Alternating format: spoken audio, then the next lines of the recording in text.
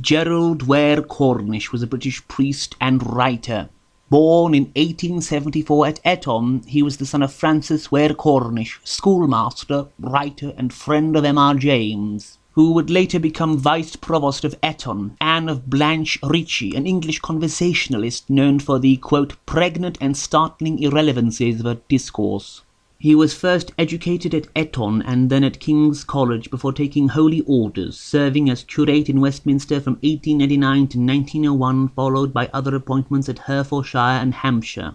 Following the outbreak of the First World War, he joined the army despite his being an ordained priest, reaching the rank of major while serving in the Somerset Light Infantry. He was killed in action in 1916 at Flers, France, and was buried at Somme.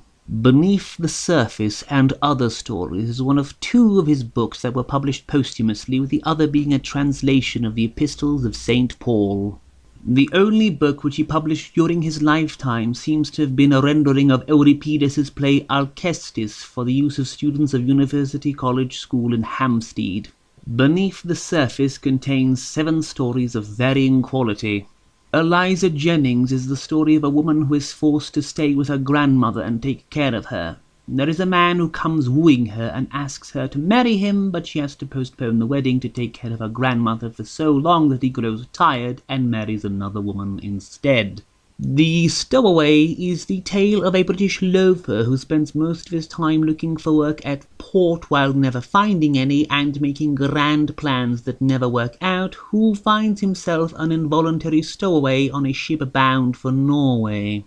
Anabasis chronicles the ultimately unsuccessful rebellion of Prince Cyrus, brother of King Artaxerxes of Persia, the former treating the invasion of his homeland with a band of Greek mercenaries as more of a holiday outing, and loses in consequence. A Visit isn't much of a story, but simply narrates a visit of Maecenas to the poet Horace.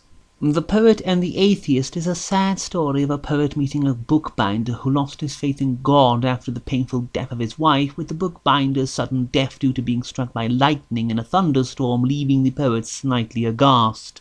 The Portrait of a Gentleman is really a boring bit of rot.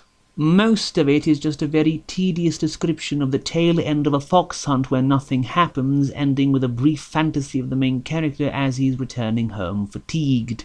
Beneath the Surface is the main point of interest in this collection. A small-time historian named Horton meets with infamous explorer and adventurer Finn Lund and is fascinated with his description of an intended journey to map the source of the Euphrates, feeling the true mystic quality of his real and actual intentions. Lund takes a liking to Horton and decides to take him with him in order to use Horton to interpret the true mystical meaning of his journey to the scientific world.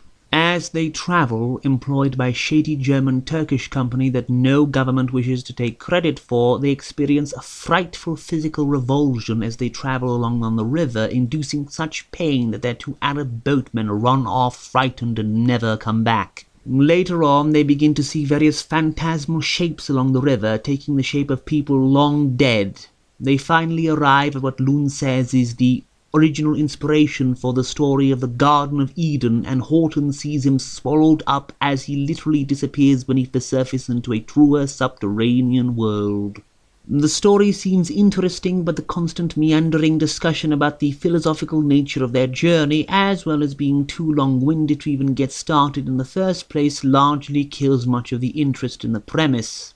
This story was highly praised by J.K. Chesterton, but I can't really seem to find it in me to share that praise.